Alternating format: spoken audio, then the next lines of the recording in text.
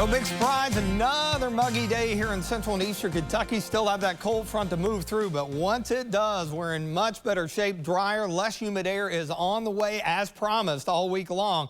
Unusually pleasant for late July, the upcoming weekend. So that's something you're going to want to enjoy. Make some plans because the typical summer heat, that's going to be returning next week. Max HC radar, the strongest stuff we have, even though it's just general thunderstorms right over Lexington. Let's zoom in here. And boy, it is not a fun drive around New Circle Road. If you're going out Nicholsville Road, out Harrisburg Road, or out Versailles Road toward the airport, just torrential rain here. The Southland Drive area, Zandale, over into Beaumont Park, Beaumont Center, out towards Stonewall, that whole area catching torrential rain and even some lightning strikes. And then a little farther east, just southeast of the ABC 36 studio here, and then a good bit of moderate rain out to the county line in eastern Fayette County, crossing over into western Clark County. And then down here into southern Kentucky, the northern edge of that thunderstorm complex really weakening out.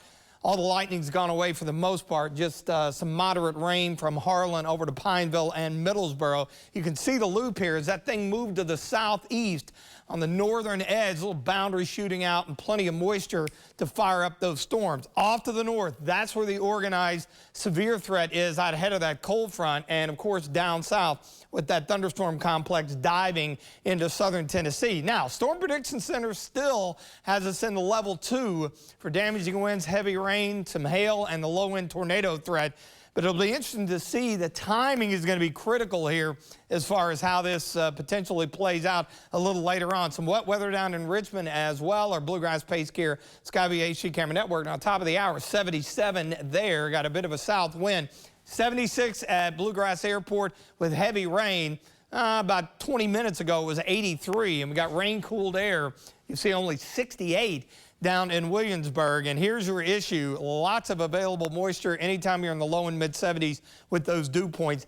That is a tropical feel. You see the lighter green back here into central northern Illinois. That's on the other side of that frontal boundary, and that means some drier air is not far off, but we've got to get there first.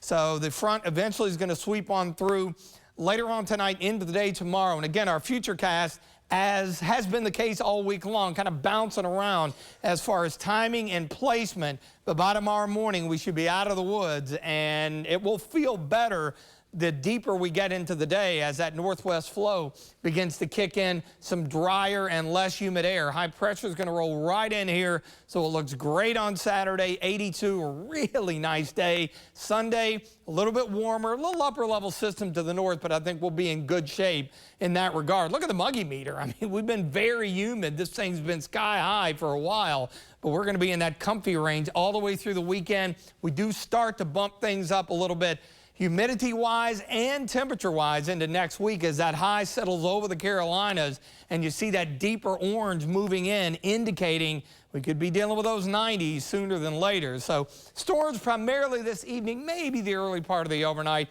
Partly cloudy otherwise, mostly sunny, less humid tomorrow, 84. Good way to finish off the week and kick off what should be a delightful late July weekend. So enjoy that.